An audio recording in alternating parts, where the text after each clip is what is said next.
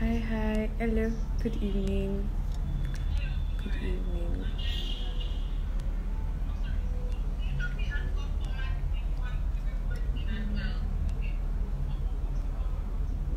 Okay.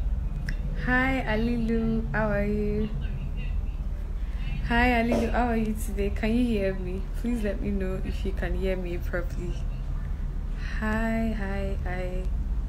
Trying to find a few. Hi, hello, hi, Muiwa, hi everyone. Okay, I think I like this filter. Hi, hi, hi. So this is supposed to be a short 30 minutes conversation, and I'm going to be talking with Rayo. I'm not sure I'm pronouncing her name right. I hope she forgives me for that. And sorry, just hang on. It's going to be really interesting. So we're going to be talking about decolonizing, like, and what it really means, and if we can actually say that Africa has been decolonized or something like that. And so I'm just going to add that on so we can get going with this. And I don't know what's happening with me and the filters. Oh my god, this is beginning to look disastrous. Okay. Hi, I'm going to Deepa. Thank you for joining. Hi, official roots Ive. So I'm just going to let her in now. Um, Hi, Gideon. So I'm waiting for her to join now. Hi, hi. Good Hi, evening. How are you? I'm doing good. Just got out of one meeting, Interesting. but I'm good. Thank you. Thank you so much for agreeing to do this with me. Thank you very much. Thank you. Thank you so much. So I wouldn't want to take so much of your time. So we'll just get right into it. So we'll just start. Um, so I'm going to start by asking you to introduce yourself. So just talk a little bit about yourself. Okay. I hope I introduce as much as you want me to introduce. My name is Rahel Waldab Sabhatu. Currently, I'm a PhD candidate in global politics at the Department of Global Political Studies at Malmö University. I live in southern Sweden, but I'm an Eritrean by nationality and parents and all the above. Prior to coming to Sweden, I did a lot of work in relation to youth and students. In fact, I was the head of the Foreign Affairs Department for the National Union of Eritrean Youth and Students. And through that, that's where I've been very active in Pan-Africanism related work, Pan-Africanism and active youth participation. But now, as a scholar, as a researcher, and a political scientist, I study everything from a post-colonial feminist perspective, with the aim of decolonization, not just in terms of the type of impact I would like my research to have, but also in terms of my research methods. So it's yeah, we can get into more details about that. You know, decolonization is not just a political act, right? It's much bigger than that. Okay, so in your bio, you describe yourself as a Pan-African, no, a post-colonial feminist. Like, what does that really mean? Well, the post-colonial part means first that I engage with post-colonial theory in my research, but also I am a post-colonial subject, right? My ideas is shaped by the fact that I come from a post-colonial country. And so I understand the world from a post-colonial perspective, and a post-colonial perspective meaning that, you know, somebody who is, you know, within the mainstream is oppressed by a bigger global system. And then the feminist part is, yeah, I'm a feminist. And I think it's in my character to be a feminist, but my feminism is also shaped by the fact that Eritrean women were very active in the liberation struggle. And so my feminism kind of comes from that. The fact that Eritrean women were not only freedom fighters that took up arms in order for Eritrea to become independent, but also for all the things that they've been able to do through their active participation in the liberation struggle. That includes things like, being foot doctors, educators, teachers, administrators, campaigners. Yeah, they did everything. And I am here because of them. Okay. So you also describe yourself as a Pan-Africanist. So what does that mean to you? Like, what does Pan-Africanism mean to you? Yeah, Pan-Africanism for me is a collective understanding that came out of this colonial, post-colonial situation, right? That's been shaped by the post-colonial encounter, the colonial and post-colonial encounter. Do I think that we can have a united African states or whatever? Maybe, maybe not. But Pan-African to me really does mean that we decolonize our mind, right, from the divisions that colonization has created, right? I mean, there's so many ethnic groups, cultures, languages in Africa, but I think that the conflict and the divisions between these groups, especially in this post-colonial era, is shaped by colonization. So colonizers were, used a divide and rule tactic, right? And Pan-Africanism is a response to that. That, we are more than our differences. We are, in fact, our differences shaded. Our differences make us beautiful beings. And we do share a lot of values that unites us. There's different words and different languages about these concepts, but the more active ones, or the ones that I tend to use in a Pan-African setting, includes the concept of Ubuntu. Yeah. Right. I am because we are, or Umoja. This sort of that feeling of togetherness. Harambe. There's all these terminologies that we can use to describe what we know we have in each of our languages, right? These proverbs about, it takes a village to raise a child, that exists across the African continent. Yes. And so, it's a common thing. Yeah. And so, in a sort of European, from a European perspective, you would call that maybe socialism. But with Pan-Africanism, if I have to say it in English, I would call it like African socialism. And this stuff, it stems from, our cultural values, and how we choose to live with each other, if that makes sense, how we choose to raise our children. Yeah, I get that. But I recently listened to like a criticism of Pan-Africanism, saying that it's just like this idea of an utopia that is never going to exist, and that most people that fronted the idea of Pan-Africanism, they didn't really mean it, and they had this Soviet Union styled idea in their mind. So what do you think about that? I think if we understand Pan-Africanism from a European perspective or a Western perspective, then yeah, of course we're going to, we limit our imagination to just think that, Pan-Africanism, is it like the European Union? Or is it like the Soviet Union? No, we had these values before colonizers came to our lands and exploited our people and resources, and even, took people to the Americas, right, to the transatlantic slave trade. If we expand our imagination, right, through a really decolonizing the mind, right, then we wouldn't reduce Pan-Africanism to the Soviet Union or all this stuff. Leave the Soviet Union for the Soviet Union, leave the European Union for Europe. We can do, it's not that we can only create what what exists, create a future for us. These type of things already exist in our society. We don't have individualism, at least not to the extent that it exists in the West.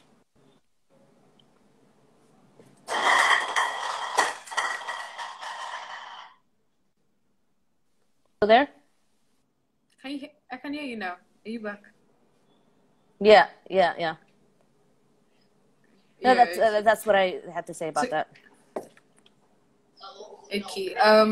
And so I would also like to like get your perspective. When people say that feminism is, I remember getting into a long Twitter argument about how feminism is foreign to Africa. Like it's a, it's a Western concept that has no place in anywhere in Africa. It's, it's a diversion. It's a pollution of strong African values. And Basson described it as it's the 21st century and people have nothing better to do with their time, and so they adopt everything Eurocentric. So what do you think about that? I think, it's the same thing that, how I mentioned it earlier. If we analyze all of our actions or, things that exist in our countries, our African countries, as being, productions of the West or mirroring the West, then, yeah, we'll come to those simplistic conclusions. I have yet to meet an African. I don't think I've asked all the Africans that I know, but I have yet to meet an African who could not say that their family was run by women, right? The matriarch, usually in the form of a grandmother, was played a very leading role in taking care of the family, making sure the family unity exists. Conflicts also. In a lot of our cases, even saved our family. Right, that was the case for my own grandmother. During the rule of the Derg regime in Eritrea, they were killing people left and right, and it was because not only with her family, right, not only with my aunts and uncles, that they were able to survive such brutality. She also played a very active role in helping other families to survive that, right? Not necessarily as a fighter, but when it came to, the food and shelter and protection and all those type of things. Maybe it's because we talk about when we say feminism, technically we're using an English word, right? Yeah. And when it comes to the textbooks or even maybe novels or any books that we read, we read Western books. So we think that concept is there. But if we just take it for the meaning, right,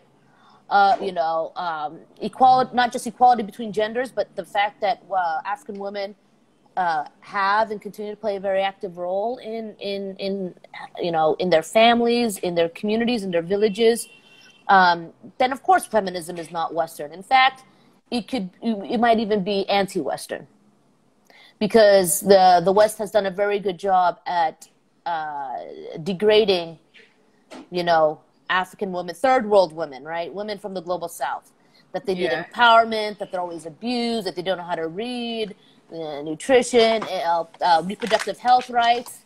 They produce that type of discourse. And maybe, we read that stuff and we think, I don't think, but maybe there's other people that think that stuff is true. And I, as a post-colonial feminist, I'm here to say that it is not true. Yeah, that we have the power. Yes, I agree. I totally agree with what you pointed out about the single story of the Western media about an African woman is always needing help, is always in a position, that lacks power. So I totally agree with that. Now, so when you were talking, Ella, you said something about the need to decolonize our minds. Like, what does that look like? What does that mean? Well, it's a process, right? In fact, I would say it's a lifelong process. Just about everything that we've learned as children, people my age and younger, it's been through a curriculum based on the West, based on Western values. Concepts around individualism, even things like human rights and democracy, right? We've learned these type of things from a Western perspective. What most of us haven't learned is the price of that democracy, or even the price of colonization, how democratic rule was denied to us so that the colonizer could exploit African bodies and African resources, right? So to decolonize one mind it's a process. In that sense, we have to unlearn a lot of things. we also have to learn other aspects, right? We have to learn our history, you know, various cultural values, understand what our foremothers and forefathers had to do in order to resist and struggle against colonization, understanding what the type of effects that it has on, you know, global economy, international political economy, you know, decisions that are even made in international organizations like, you know, the UN, the role of the World Bank and IMF. So we have to learn and unlearn a lot of things in order to decolonize our mind. But it starts, I think, with a sense of confidence and a sense of pride in our African identity, our Black identity. And, you know, just being, you know, and also with the, what is the word, with the grace and legacy of our ancestors too, right? I think there's a lot that, you know, a lot of that type of energy that we need to really come to terms with and understand that, you know, we have all these opportunities. It might not look like we have many opportunities, but we have all these opportunities because of previous generations. So I think that's also part of the process. But it's a long one. Yes, I totally agree. Because I think that one of the things we need to learn is history. Like, the more we learn history, the more we feel like there's a legacy to be proud of. Because for me, I think growing up was the impression that Africa had always been nothing. Africa always had nothing. And so it's that feeling, that unconscious feeling of, like, I don't come from anything that there is to be proud of. Like, there is no legacy, right? There's nothing to be excited about until I start reading a little bit about history. And I'm like, oh, these people did amazing things. I read about this Great Wall of Benin, which at that particular time was the greatest man-made structure like ever built. And this was in Nigeria, a place where I thought, you know, there's nothing. These people were probably savages. So I think it's important to learn culture. And it's important to unlearn some things. Some of the things I had to unlearn was a bias, like that bias. So if I see a book written by a foreign author, right, it has a foreign name on it, and I see another book written by an African author, a Nigerian author specifically, so in my mind, I have come with this assumption that the foreign written book is way better. Like, it's an assumption of superiority. Even if the person is not even popular in America or popular in Europe, I just feel like, no, what, this book is better. This thing is better. If it's Western, then it's better. So I think what you said is very, very important. Yeah, you know, just if I can add, you know, colonial thinking, right? What the opposite of the decolonized mind. We need to understand where are we getting all this information from. I mentioned, you know, school curriculums, but, you know, the books that we read, but it's also in, you know, the media, and not just like, you know, media as in news, but also in movies. Like, you only see like very monoliths of like images, right? The African as the child soldier, the African as a, you know, somebody who's dying of hunger, you know, all these type of things. And, you know, we've all seen those type of things, and we're affected by it, right? And, you know, and even if we don't see just like negative stereotypes about Africa, we always see positive ones about the West, right? Yeah. With the skyscrapers and stuff. And so we think, you know, the grass is greener on the other side. But we're not taught to understand that the reason why the grass is greener on the other side is because the wealth that Europe was able to gain through colonization. In the case of the Americas, North and South America, it was because they literally stole, enslaved African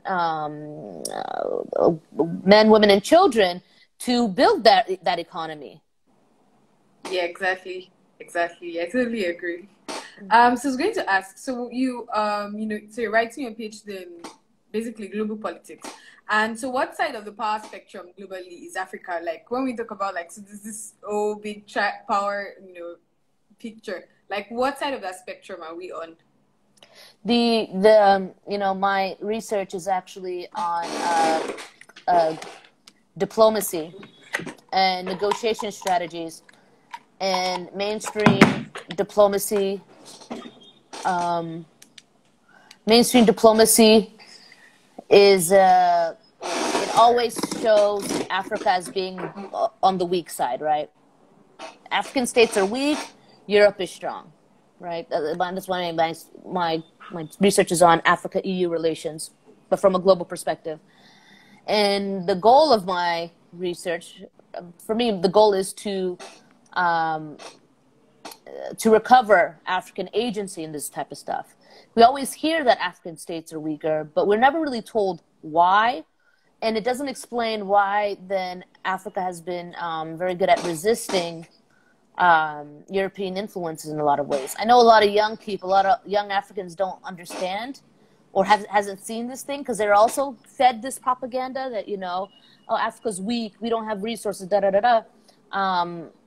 But that's not true. We don't, you don't, people just do not negotiate for things because, they're in a weaker position or whatever. They also have a voice to say. So in terms of mainstream, right, mainstream international relations, and from a Western perspective, Africa's always weak, right? Yeah. But the Africa that I know has survived a lot. The African youth that I've been in contact with are very dynamic, very resourceful. When they have minimal resources, they do amazing things. Whereas out here in Europe, they can have a lot of resources, but spend it all just on, fancy posters. Or, I'm not, okay, I shouldn't be, talking about their efforts. I mean, they're doing what they can, right? But yeah. I know, I've met, African young people, where I had conversations with them about how they're fighting COVID-19 when they're in a refugee camp, a camp for internally displaced people, that they were born into that, in fact. And still they're finding innovative ways to combat something like, like COVID-19. So we have way more to offer than what the mainstream puts out. And the potential is there. We're the youngest continent, right? Economies, security, they all love young, able-bodied people. Considering how colonization and the transatlantic slave trade tried to push Africans, Black people back, it's amazing that we're where we are right now. Young Africans are doing so many innovative things, especially in terms of like technology and science and all that stuff, entrepreneurship. So where we sit at today from a non-Western perspective is a place of immense potential. Yeah. Potential that is being actualized by great thinkers and innovators who do not require the resources that is kind of spilled out and wasted on the West to do these great things. I love Africa and I love African youth. That's all. So for me personally, I have no fear about the fact that African youth are talented. My biggest fear is usually, I hope that won't always remain as a continent that has potential for so many things. And, we will not always be called, the continent with potential, but that we can actually actualize, that potential. And for me, my biggest fear really is the cap. I feel like the African youth are amazing, but many people are capped by poor governance. So you live in a system where you're trying to do amazing things, but there's a system of governance. There's a political leadership structure that sort of caps, the potential of young people. And so it's constantly a struggle. That struggle. Say what? No, I understand. And yeah, I know I can get a bit excited when I talk about, all the positive things. There's absolutely real structural barriers for African youth to reach the potential. And to be honest, when we talk about poor governance, especially as, a political science who's doing research in global politics, I always look at the structure, right? Or where did it come from, or what sustains that structure? And we can use a lot of decolonization in our governance structures as well. I don't want to speak in hypotheticals, but if for instance, if the arms trade wasn't so vibrant on the African continent, a continent that produces actually very little arms, right? conflicts that drag young people in, that either fundamentalizes them or victimizes them, like it kills them. Instead of just looking at it as like a poor governance or poor security situation, my mind tends to go towards, global politics. Who is producing those guns? How are they getting there? Who is benefiting from these type of, structures and interventions? Yeah. And that's where my mind, like, I start pointing the finger somewhere else, right? Exactly. Maybe even like the type of governance structures that we have don't match our people. It might match, for the situation of people that live in urban areas, maybe. People who have, access to, education, internet, books, resources. Maybe it caters to people like that. But does it cater to, the person that lives in the countryside, the farmer, or, the I want to say nomad, maybe nomad, not always nomads, but, people that are working with animals, for instance. Yeah. Does it cater to them? People that live near the seaside, does it cater to them? I mean, in a lot of cases, it doesn't. And, I prefer that we, as young people, start to imagine beyond governance structures, right? Which also is one of the reasons why I've advocated a lot for this intergenerational dialogue. Yeah. Intergenerational dialogue, because when it comes to the leaders who are, leading these governance structures, there are elders, right? We also have elders like our grandparents and great-grandparents. And there's a lot of things that we will not be able to understand from each other, especially the more technologically advanced young people get, the more educated they get, so on and so forth. But I think it's in our advantage to, whenever possible, to have that intergenerational dialogue. I've also been, I mentioned before, I was also heavily involved in things that related to active youth participation, active youth citizenship. And I think that also stems from there, we have a role to play. We have to also prove to our elders that we're up to, bring about the necessary change. Yes. Yeah, we're up to the task, exactly.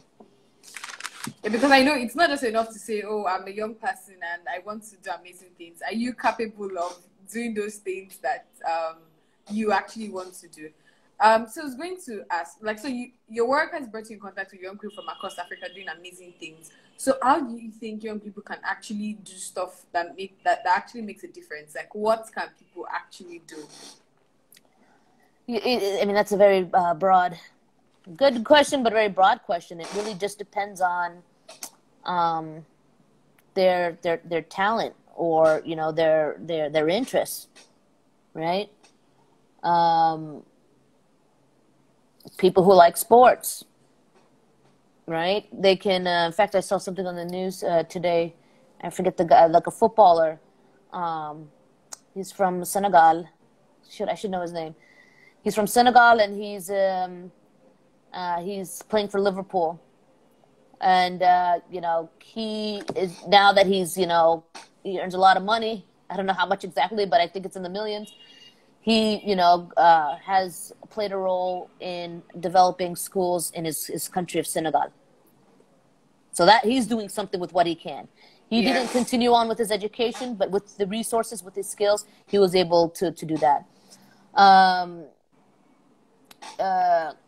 Engineers, if you have like a class A education and in engineering, you can make a difference when you take your skills and bring it back to the people so that they can have, sustainable solutions for their everyday life. Even like, artists, musicians, like they have so much potential. Like, they spread, very important messages through their music and their art. They contribute to the cultural heritage of their country. And they also spread a lot of, positive image about Africa in that sense too. It really depends on, what somebody likes, right? And what type of, resources that they have. But I think the sky's the limit, as long as we just believe in ourselves, right? If we believe in ourselves beyond these, boring stereotypes of African youth being lazy or, always unemployed, just hanging out in the market, then we can do so many great things. I understand that a lot of young people don't have that opportunity. That's very true. But those of us that do, we have a role, we have an obligation, in fact, to help those that are less fortunate. Yeah, I think for me that's the key word. We have an obligation. See, for me, I would not consider myself, wealthy, but I feel like the moment I have internet, I have basic life. I feel like I have some sort of privilege that confers a degree of responsibility to do something for myself, my community, my country. And I just think it's important everybody just absorbs that, that sense of responsibility, that I have a responsibility. And I like how you didn't just limit it, because I think the general thing people do is that, oh, I have a great idea. I think I want to do something for my continent. I need to start a non-profit organization. And the example you gave about the footballer who is doing something with with his skill with football to change something in his community. Say, you know what? Perhaps we don't need more non-profit organizations. We need people in their own sphere of influence to do something for their community with the skills they have, with the position they have, with any degree, any measure of privilege that they have. So lastly, I'm going to ask, so when you talk about decolonization, what are the it's weird when I say last thoughts. What are the thoughts that you'd like to leave people with? When you talk about this concept of decolonizing Africa, decolonizing our minds, what would you like people to take with that? I would like African youth to just think of how much potential that they have, how much I think the decolonial option, right, to decolonize the mind is to really expand one's imagination about the possibilities that they really have, about their place in the world, right? Because all of the division that came out of colonization, and the fact that it has created a situation where a lot of our minds are colonized. Decolonizing the mind just opens the world up to, and I hope people leave with that, in the sense, And to decolonizing the mind, of course, you need to have a sense of self-confidence, right?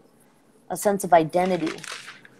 And this identity that we have is shaped by the past, and also by the potential future, or the vision that our foremothers and forefathers had for us, especially during the political decolonization of Africa, right? When Europe started to leave African lands, at least, yeah, just this whole self-rule and whatever.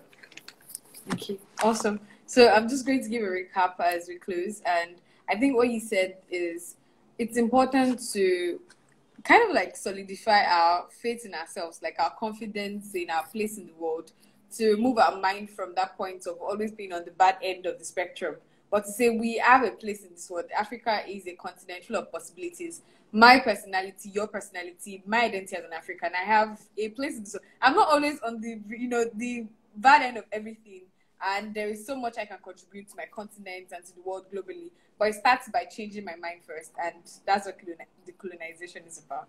Okay. Yes. Awesome. Yeah. Awesome.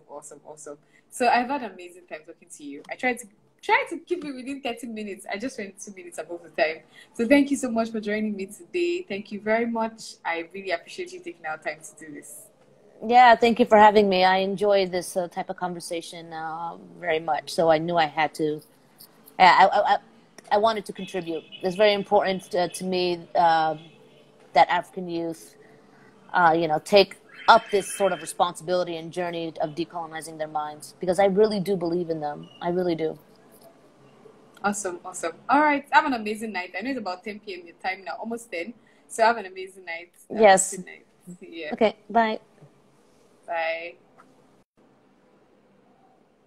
Hi, everyone. Thank you so much for joining. I hope you learned something that you can use in your work and use in your life. And if you forget every other thing, remember that the first thing you need to decolonize is to decolonize your mind. Africa as a continent is already decolonized, like in the political sense of it, right? So we don't have colonial leaders. But the stereotypes of colonization, of disadvantage, and they're still in our minds. And we live in a world where these stereotypes are perpetrated every day.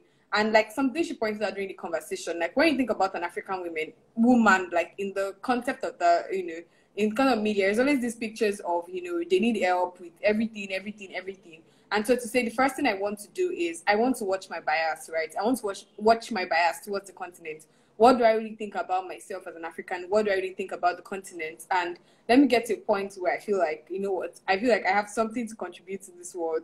And I have a responsibility. I have a responsibility because I have privilege. And that privilege, when we talk about privilege, it doesn't necessarily mean like being super rich. But I have privilege. The fact that I have access to the internet, I have an education, I have a better life so much, it puts a sort of responsibility to say that there's something I can do.